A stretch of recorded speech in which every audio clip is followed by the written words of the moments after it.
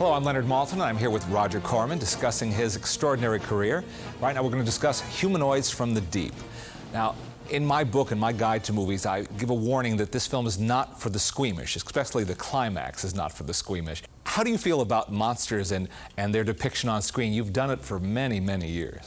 I have many theories about monsters. The number one theory is that you should not show the monster too much in the first half or two-thirds or so of the picture. You should tantalize the audience a little bit and then only show the monster towards the end, because you're working with the audience's unconscious, and there's nothing you can build, or put it another way, there's nothing I can build on my budgets that are going to be equal to what the audience can create in their own mind. And if they don't see the monster fully, each member of the audience creates their own monster.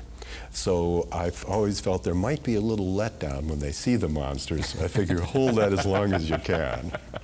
Did you pass on this advice to Barbara Peters in directing this film? Yes. Barbara Peters was a young woman director whose work I had admired very much. And if I have any distinguishing thoughts on hiring directors, is I try to go on ability. I don't care if it's a man, a woman, whatever, whoever is the best at that time. And it was a little unusual to have a woman do this type of kind of bloody horror film, but I felt Barbara was the best. What response did this film get at the time? The response was much more powerful than I thought. We thought, and as I and my staff thought, we had made a good film, but we didn't really rate it as one of our really best. And that's best in terms of low-budget filmmaking. Mm-hmm. But at the sneak preview, it got more screams, and particularly the climax, the audience couldn't stop screaming.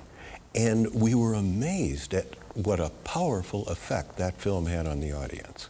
And yet, another ingredient of the film is that it, like a lot of your films, I should say, is that it has a sense of humor. Yes. One wouldn't think that films that in some cases are formula films with a low budget for a target audience would have such a sense of humor. You might say, well, you don't need a sense of humor, and yet that's what makes them, I think, different. That's what makes them special. I've always felt there should be some humor in a horror film, because I remember at the sneak preview of a picture I directed, The Premature Burial, mm-hmm. the film worked perfectly, and at every moment when I wanted the audience to scream, they screamed.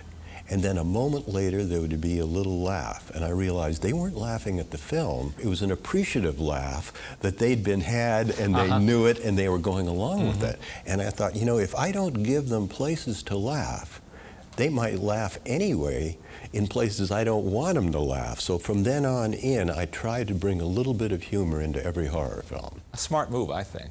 And as I say, it certainly sets your films apart. Now, whether everyone will laugh on cue in this one, I can't guarantee, and there may be some people still going like that, but that's what makes this Humanoids of the Deep. Right.